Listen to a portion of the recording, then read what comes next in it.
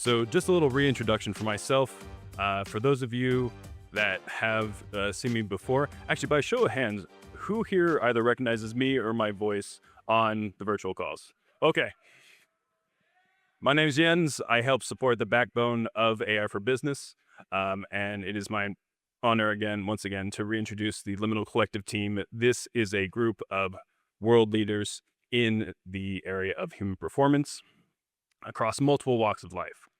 So we have number one, someone who is very, very close to me, that has been over 3 decades of special forces experience, an individual, and also happens to be my father, an individual that has been Mr. Jürgen Heimann. We have also Ben Potvin, who has been a over 20 year Olympic acrobat and creative director of Cirque du Soleil, Ben Potvin. And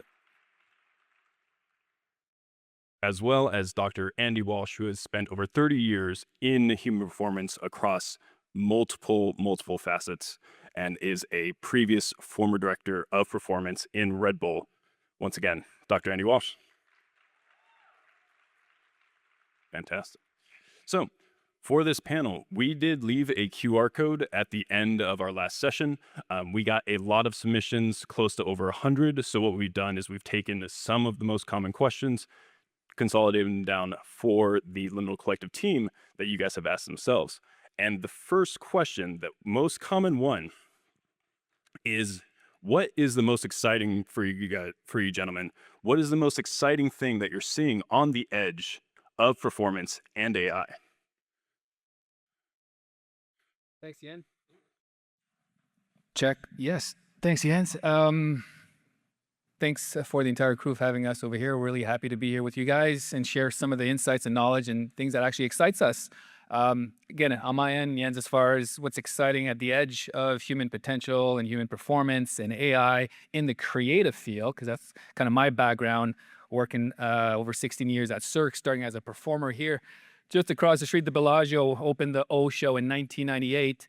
And I've been really fortunate to be around a lot of creatives and being taught and being humbled by so many great thinkers that are thinking above and beyond of what. So when I really think of AI and creativity, I think it's such an accelerator right now, because it's one thing to have this great idea that you can, whether you're an artist or a creator, it doesn't matter, but you have to be able to take that thought and somehow putting into paper or in a pitch so you can actually take it to life, right, excited of the people around you. So I think for the big thing right now, what I'm seeing is as an AI as an accelerator to accelerate your thoughts and actually put it into somewhat a substance to really get things going, get people injected with the same kind of mood, because it's all about emotions. And you heard the speaker before us talking about emotions and, being the present and awareness and all that stuff. So that's kind of what really excites me as far as human potential and creativity in the AI space. Right. And just a quick follow-up off that, with this equation, this super complex equation with AI, would you agree that the constant is yourself? It's the human that starts, that really, really sets the foundation for that, unlimited growth with AI. Well, yeah, for sure. Because typically the way we approach it, because when we go through, and if we use like Cirque as far as a case study, we're taking amazing athletes around the world, and in a very short time, we've got to transform them into an artist, right? So as far as before even looking into AI and computer and tech and all that stuff, there is a sense of self-awareness. We need to understand, and you heard Andy said that this morning, who are you first? Because once you understand who you are, then you're a little bit more in tune with your emotions. Once your emotions basically fuels your mindset, and your mindset impacts your performance. So that's a little bit how we do it. So if you're not in tune with yourself or the people around you, your team, your environment, you're not really getting the best version of yourself in that combination between human and tech working together. So yeah, so I do think the foundation, and right now up to now, might be different in about 10, 15 years, but for now, I think the human factor into the equation is really, really strong. So it really starts within yourself, and then basically using tech and AI to accelerate whatever your voice or whatever your expression that you're trying to perform and to get it out of your brain into, the world and the space. Right. Thank you, Ben. I think another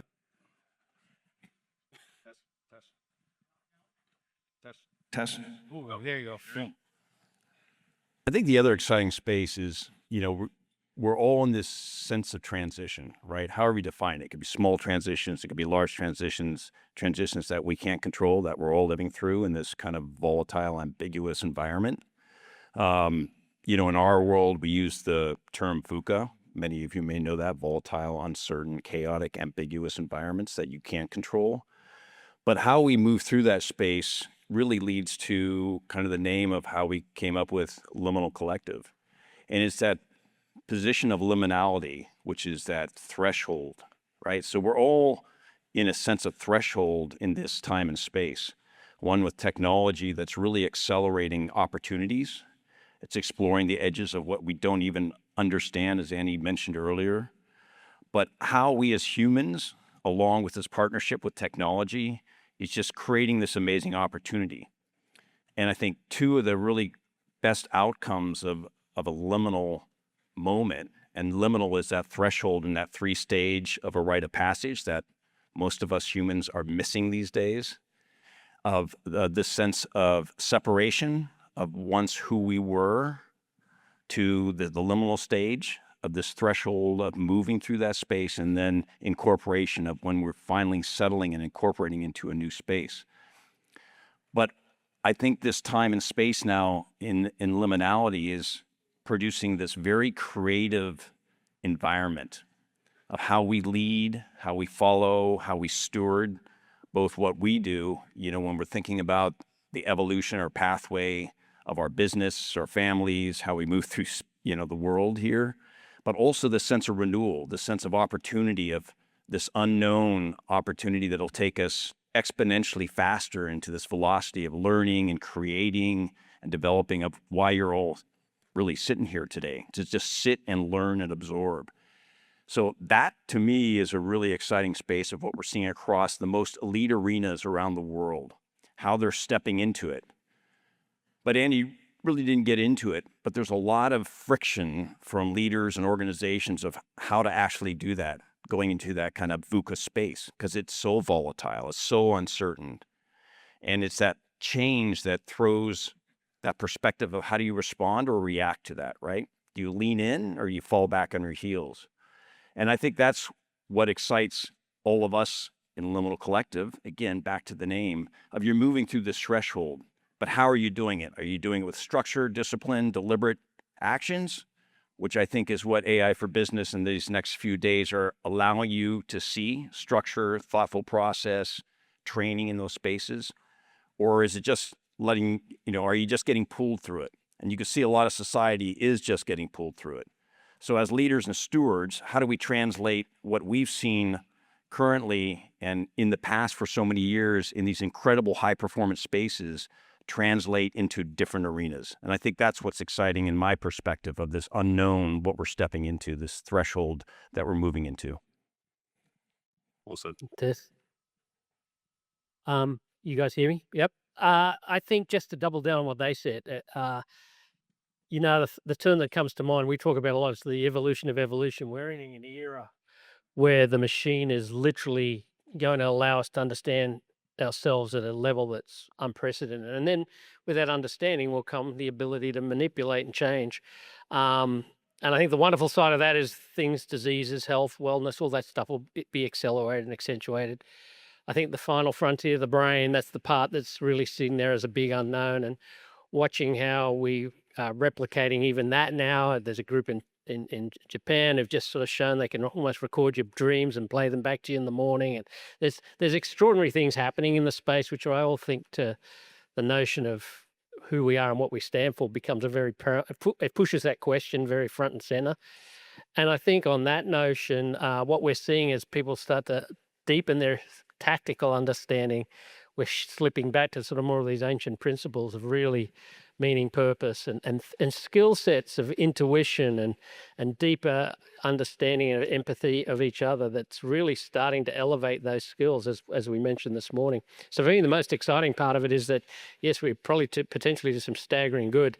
And at the same time, we're going to have an opportunity, and we've seen it when we create these twins, is they sit there and watch you and observe you and almost are a mirror to your world, and they help you understand more deeply who you are. So that's probably as simple as I can make it. Appreciate the answers from all of you. There was another really common question, and it ties to the thought that as AI increases in intelligence, as AI increases in speed, the one thing that's going to become more and more valuable over time, exclusively for humans, is the ability to care for one another and compassion. The question was, will AI involve or adopt or gain compassion? Yeah, I think that's a question a lot of us are pondering right now. The math of it is you're probably all very aware, when they look at empathy and compassion in a sort of double-blind study, when you're as a human relating to either another human or potentially an AI agent, the AI agent tends to beat the crap out of the human in terms of scores of empathy and compassion. Now, guarded question, because you got to remember that two humans talking together, there's a lot of things going on. You and a machine, it's just focusing on you. So that sense of it's paying attention to me is probably elevated. So many years ago, we thought it would never be able to replicate those skills. I think there's now very clear trajectories where it's starting to be able to actually act in an empathetic manner. And some people even prefer to speak more openly to machines than humans, funnily enough. So the reality is there's 2 or 3 new companies we're observing and paying very close attention to that are building not these language models you see, which probability, but reasoning models, heuristics, like literally taking the essence of your experience and your wisdom and bringing that to the forefront. So I think when we see those models start to come into play, it'll be the the challenge will be to determine, redefining what we really mean by empathy and compassion, because that tacit sense of it is easy to replicate. There's probably a lot more to it though. So that's not a great answer, but that's what we're seeing.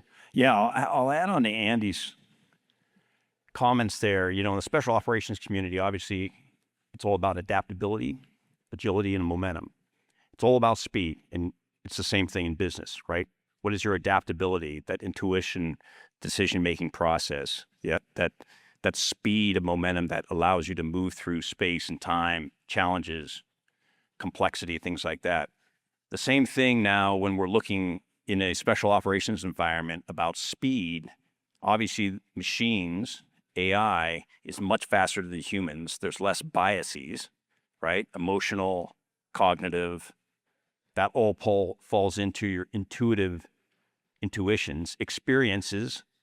Again, you have a limited set of experiences. The machine's learning from you, so it has a multitude, diverse, global, adapting to culture experiences in different environments. So it's actually getting faster to make decisions.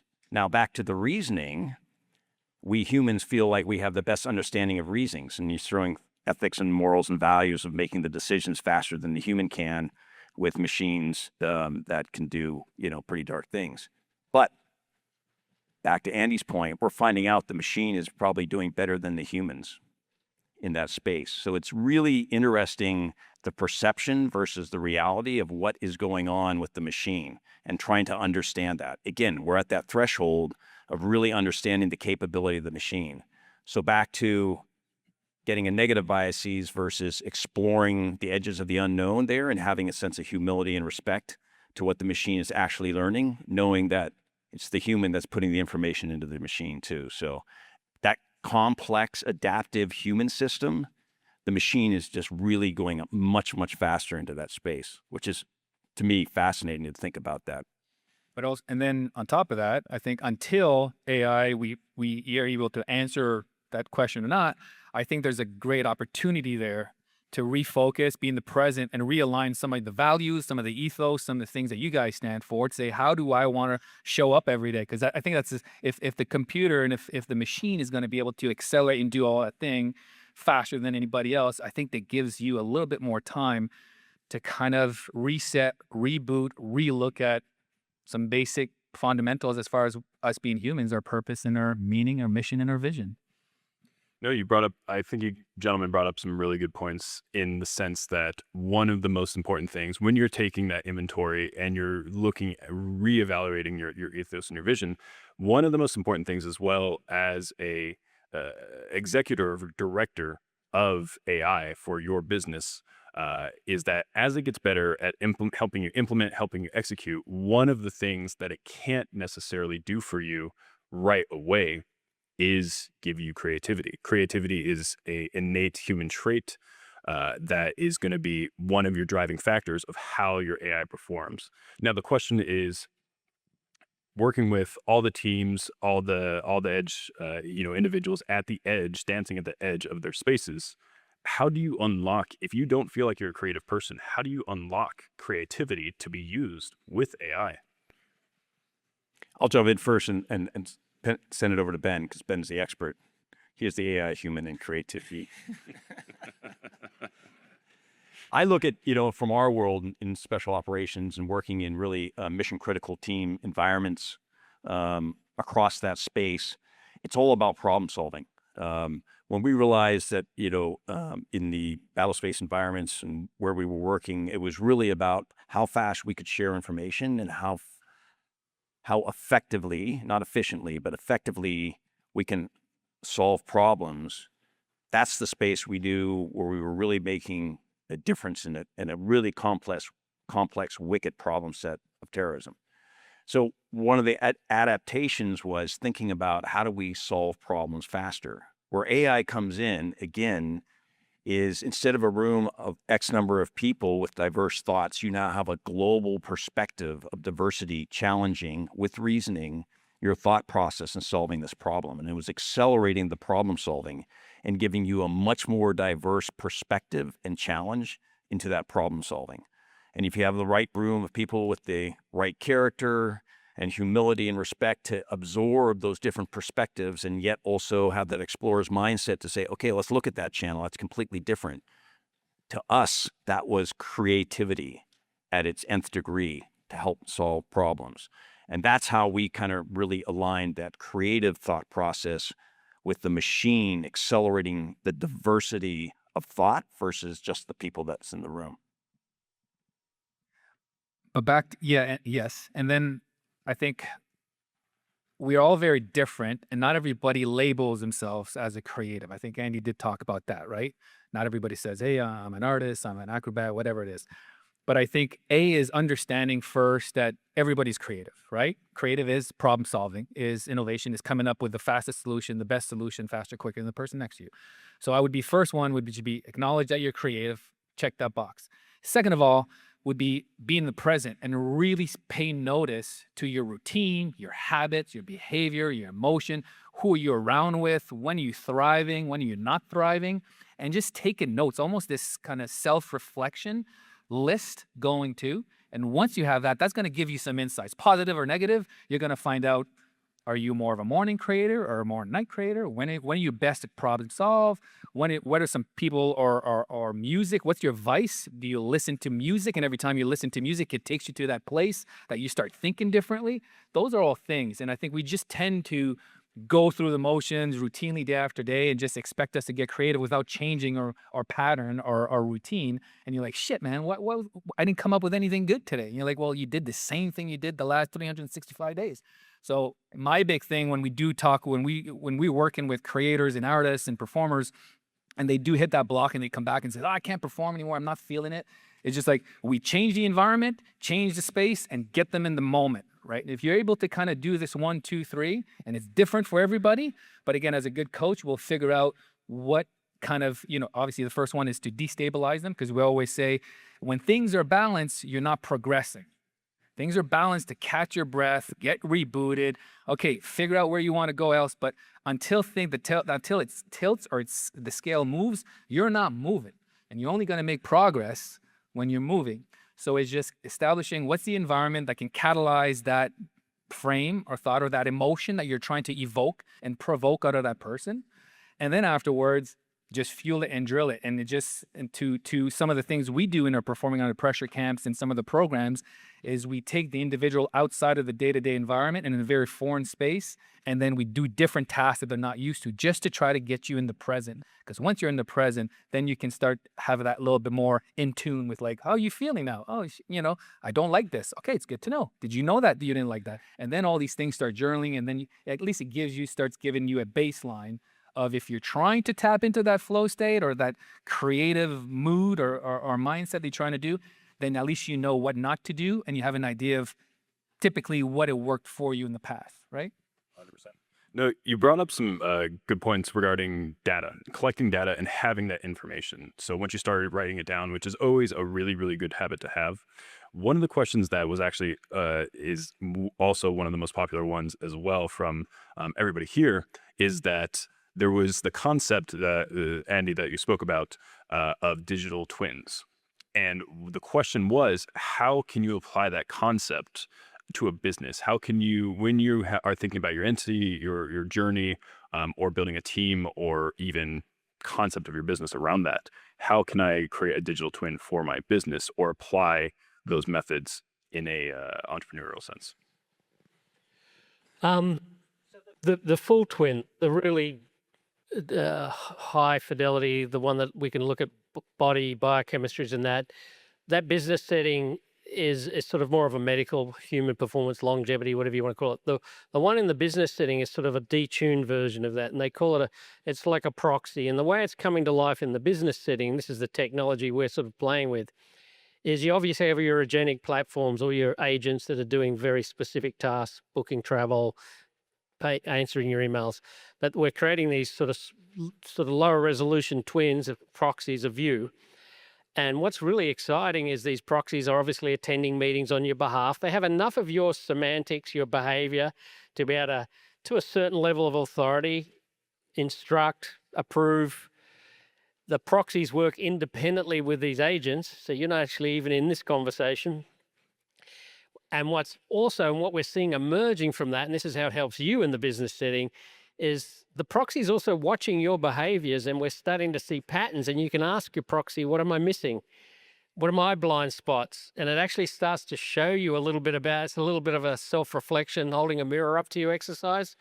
And we're actually seeing these proxies, without ever any intention in the programming, turn into almost your personal coach, which is really interesting because it's working on your behalf. It's learning your behaviors. It's trying to replicate you.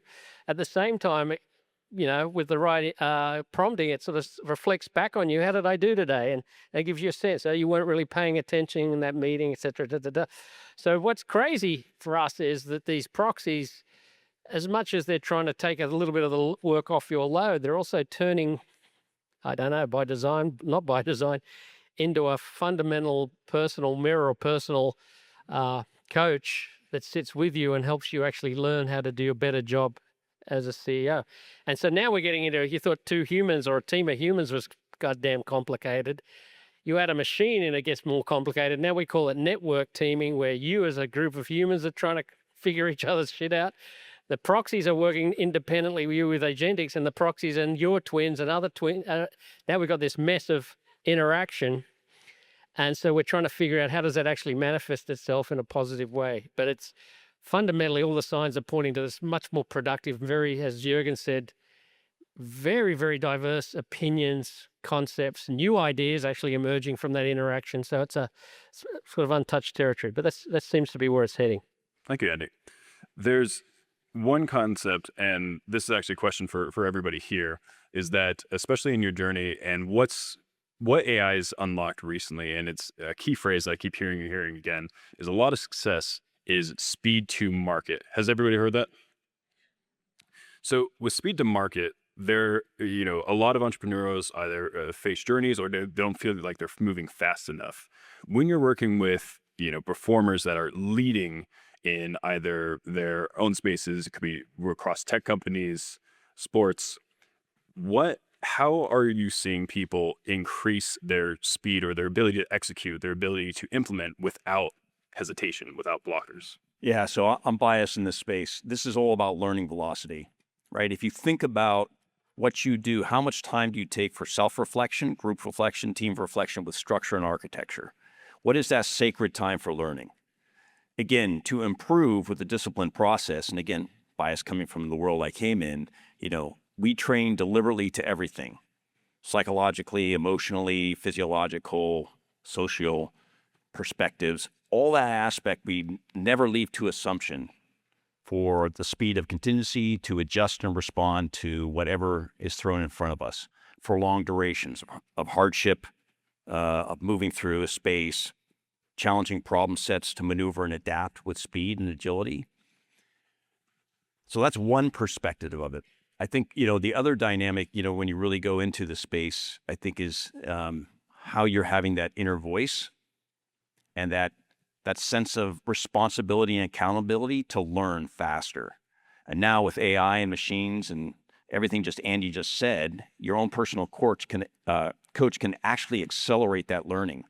So putting more emphasis on the learning and balance, because it's always off balance and it'll never be balanced, but think of the weight of the pendulum of how much you're doing versus how much you're reflecting and learning, and that speed of that learning velocity, not just as an individual, but how you're sharing that, right?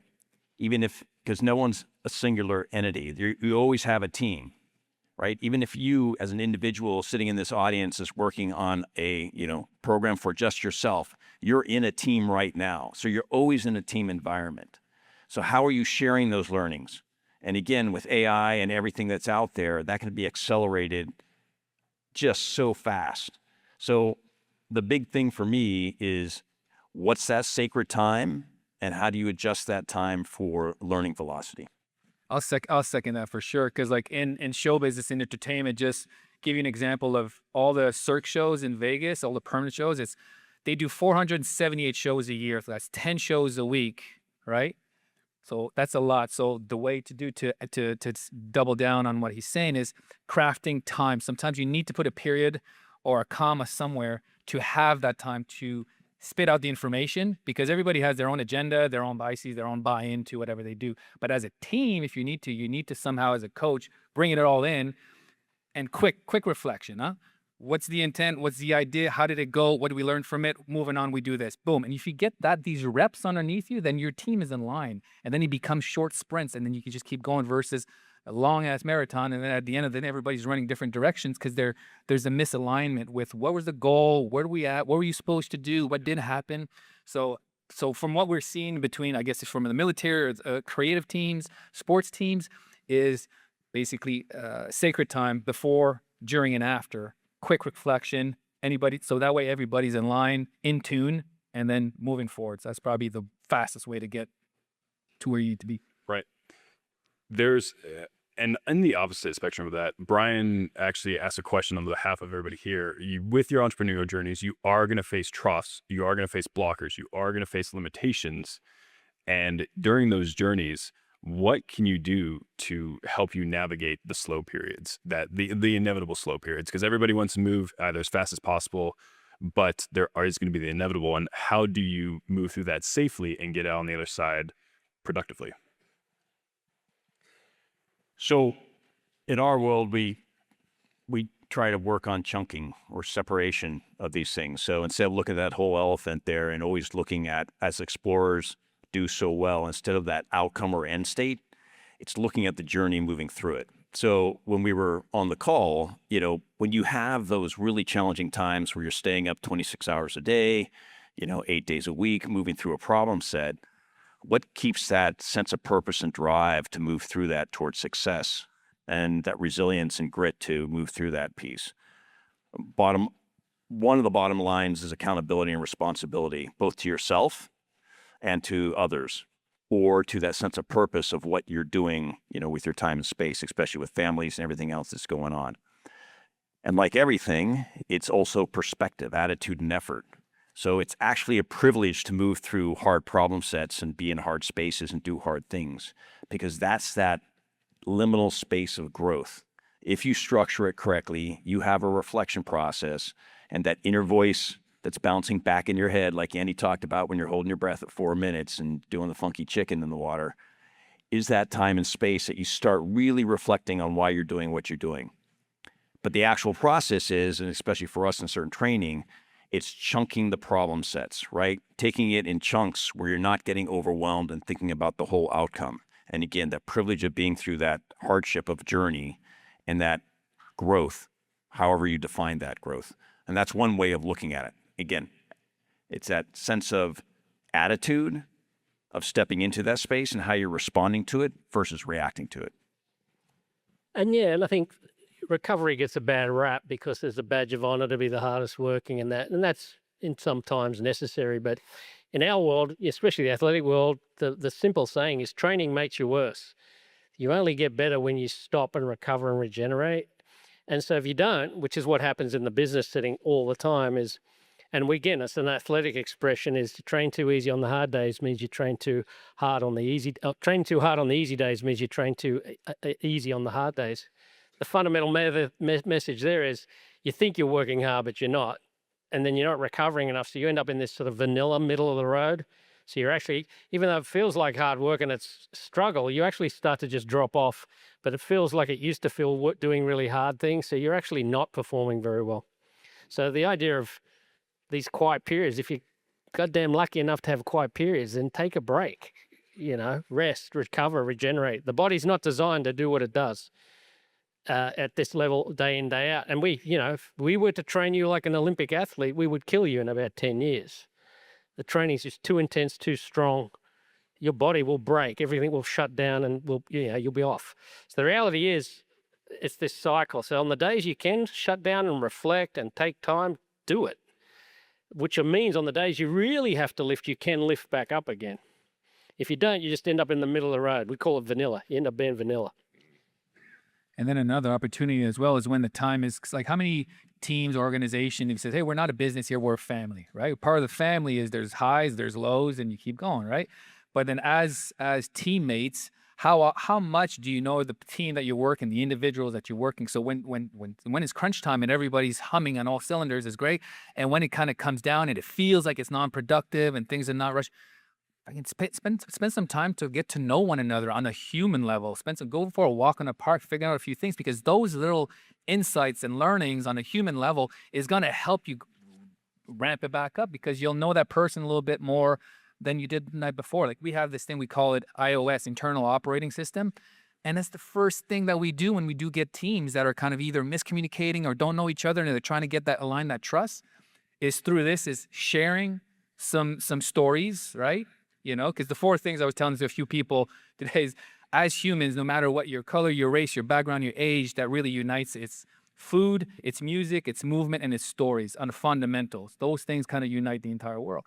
So you share something vulnerable about yourself, you open up to the person next to you, the person next to you hears you, shares something else, and back and forth, you guys are up-leveled your insights of one another. So when things are great, it's gonna be fine. You guys know each other a little bit better. When things are bad, you're gonna know, and you're going to read these little micro expressions, or you're going to feel, oh my God, Bob's not feeling this way because I don't see him this way. Then you go in and you support. Here's the human factor that lifts up, and next thing you know, boop, you go through the bump. So I think it's just an opportunity when things go down to take the time, precious time, to communicate, and as well as get to know each other a little bit better. Right. Especially so, you can't emphasize enough how important that is. So one thing is, when zooming out, think about your business. Zooming out from the individual into the business entity itself, as a collective, what steps, and with AI being, it's still in its nascent stages compared to what it's giving in the future, working with the teams, working with the individuals or groups that you have, what steps have you seen them take to better adopt AI into their systems, their teams, their processes, and what kind of mentality or thought flow should they be using when doing so? I think we see obviously a lot of organizations are paralyzed by the idea that they don't know if they have the right security or the right systems and protections in place. So they say no one can use AI in our building. So I think the reality is we see a general hesitation as a negative, what they shouldn't be doing. I think the best programs out there are the ones that are just curious. They're sort of realizing that cat's already gone out of the bag. It's running. How do we encourage that curiosity amongst our community or our organization to really explore what's possible with the platforms? And there's many, you saw a dozen tools today. They're all wonderful tools, and just getting out there and exploring, because there's no one knows what this is going to look like. Everyone pontificates about this and that and the other. In 3 years, it's going to be this. Fundamentally, it'll all be wrong, because we've seen that in the past. All we do know is it's just going to get smarter and better and at what it's currently doing. And then all these other things are going to emerge. So be curious, be very, very, very flexible in your approach, And back to what Jürgen said, there's no right or wrong anymore. It's just do something, figure out if it worked, and then keep and pivot and move it again. That's the path forward for the best organizations, because a 5-year plan is a waste of time at this point. I'll just double down on Andy. You know, the special mission units and the people that are really the best at what I see across mission critical teams are the ones that really, really espouse the beginner's mindset. They have the humility and respect, even though they are the best in the world at what they do, just absolutely world class, is refining that perspective of exploration, right? So they lean into it. Again, what's the attitude into this space? And it's that sense of a beginner's mindset to explore and allow that to come and not let that inner quote unquote expert, you know, really kind of step into it and really become that expert learner perspective again. And that's what I really see is kind of the perspective of certain organizations and businesses that are moving faster through this space. And also, more importantly, the leaders that are building and cultivating the environment and culture through those actions that translates into the organization. That's a critical piece. Because again, you could say one thing, we all know this, there's a poster on the wall, you could say whatever you want, but actions speak louder than the words. So leaders that actually cultivate the environment to do that, people can see that versus what's actually said. Thank you, Jürgen. Thank you, Andy. We do want to open the floor for a couple questions. I have one quick question. Are we currently holding all the handhelds that we have available? Okay. So that being said, I want to ask the front row here, because I'm gonna walk it down to you guys. No worries. We can get rid of it. Yeah, let's get rid of it. Okay. Hey, give them some love, by Stein. Thanks, gentlemen.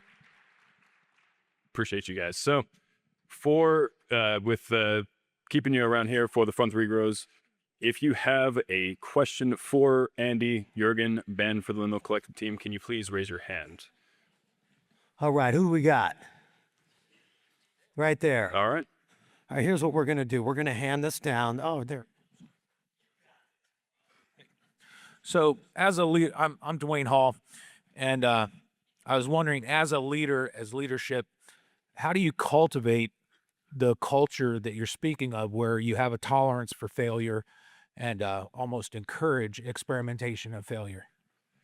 Yeah, a lot of times, you know, to develop that kind of trust and transparency to cultivate the environment, it's thinking about your communication architecture and process around this piece. So that's the first piece that we always did. So when you're moving through change, obviously, how are you communicating and allowing that communication to occur and that sharing piece and process, and forcing the edges that usually aren't involved in the conversation at whatever level to really start being accountable to articulate their perspectives. Because again, person that's closest to the problem set smells it, understands it, feels it differently. How are they articulating that up to leaders so leaders can then adjust and align that cultivation? The other piece too is, you know, articulating as a leader the threshold of change that we're going through, and how really you have to look at the environment that you've established within the organization through your actions, not HR's actions or anyone else. It's the leaders that are always accountable and responsible to do that, through your actions that lead in a forward, you know, positive intent to that space. Still being mature and observant and humble with what we don't know, but the kind of that exploration piece that we move through. You know, when we, in a joint special operations capability, when we had to literally change how the organization thought and did things to adapt to a new environment, it restructured the whole culture and redesigned the organization, not as really good tactical people. It was all about how well and how fast we shared information. So the second, third order effect was that what was the trust and transparency that was developed through the organization that allowed those at the complete edges of it and the partners that were intersecting into it have their voice, so you can actually listen and then act from that. So I don't know if that helps at all, but it was really anchored in transparency and trust, how you built that and how you develop that into a structured architecture to communicate. And then we always know that's the most challenging perspective that as a leader. And that started cultivating the environment of expectation, accountability to engage. Thank you. question. And I would just triple down and say, it really, as a leader, making sure everyone understands that those failures are learnings. They're opportunities to learn. They're not mistakes per se, even though, and as a leader, embodying that, owning a big mistake, sharing it with the team and saying, hey, and we're going to learn from my mistake. Now let's learn from you. And so people start to realize it's a learning because, again, the world's unpredictable more than ever. There's no plan that's going to really manifest itself at 100%. So you're all going to make mistakes. So let's just get used to that and learn and move. So I think that's the simplest opportunity. Another question there? Yeah, we got a young lady right here.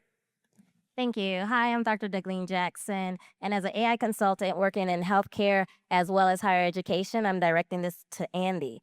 I loved how you talked about embracing AI and leading into that curiosity, that creativity, but really that connection from the human aspect. How do you recommend approaching organizations and ensuring that they embrace that from that lens?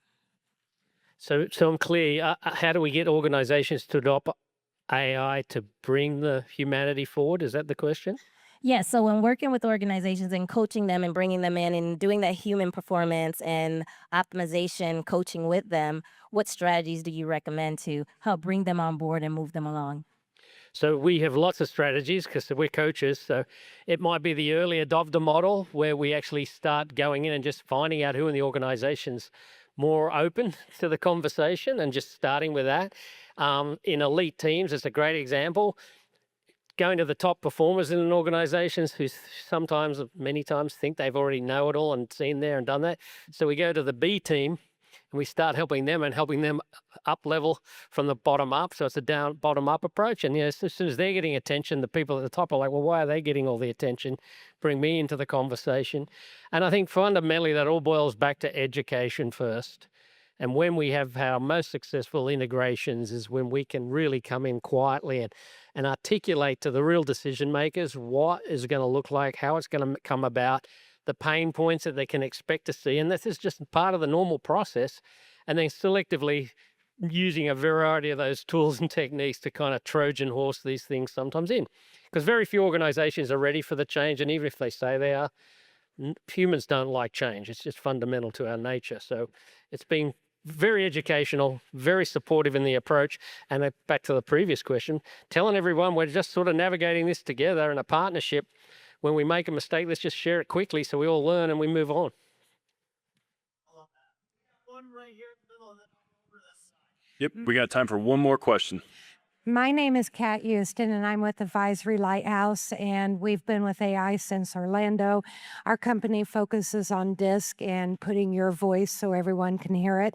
We're also in education, and so as you all are up there and as adults, my son actually was a student manager for Red Bull, we're constantly learning.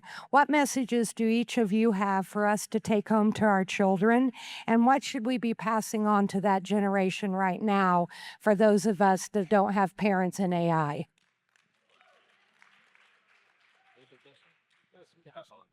Pass on to the children. What do you want to pass on to the children? Oh, I'll go. I got 3 daughters, 3 young. I got a 12 going on 18. I got a 19 going on 25 and a 16 going on 30. I think if I'll use my kids as an example, what I try to share with them is just be open-minded, be humble, be kind to one another, and be curious. And be curious is it's okay to ask questions and stupid questions, but like Andy kept repeating is create a culture and have that conversation with the youth as, hey, there's no losing here. There's winning and learning. And as soon as they understand that, then I think they're going to be a lot more willing to ask questions and be courageous of lifting their hands and say, well, why don't we do it this way? But if they do this, first of all, you applaud them because they did something courageous, because creativity equals courage, the way we look at it. So check. And then afterwards, pay attention and listen, because a lot of time, young generation, they ask questions, but they don't listen. They just ask a question, they turn around. And so it's just, if you can somehow be consistent on those 2 things, then I believe, anyways, on my end, what I can kind of control on my kids is they're going to hopefully get inspired by that and then inspire their little friends or group and then so on and so forth. So that would be my my 2 things. Very question. Happy to talk after. Look, I tell you what you don't say is what you're learning at school is a waste of time, because that backfires spectacularly. I have two 14-year-old twin girls, so going on 50. What I think is what you can do for them, what I think is not do anything, is give them time and space and room to breathe. Everybody in the room, including myself, is trying to figure out how to give them everything to navigate all this. And we're just putting so much on these kids, and we're seeing it across the world. There's just no space anymore for them to be kids. And I really, really think less is way, way more for them now. So as much as they hate it, because they want to be, they're now tuned to being on everything and in everything, really creating space outside, away, just time. And just be present with them. Don't have any expectations. Just sit back and let them. If they are saying they're bored, it's a wonderful, wonderful thing. And so I would say flip it. Not what should we be doing, what can we take away and give them room. That's a wrap for this episode of the AI for Business podcast. If you enjoyed it, don't forget to hit subscribe and pass it along to a friend or colleague. We appreciate you being here, and we'll catch you in the next one.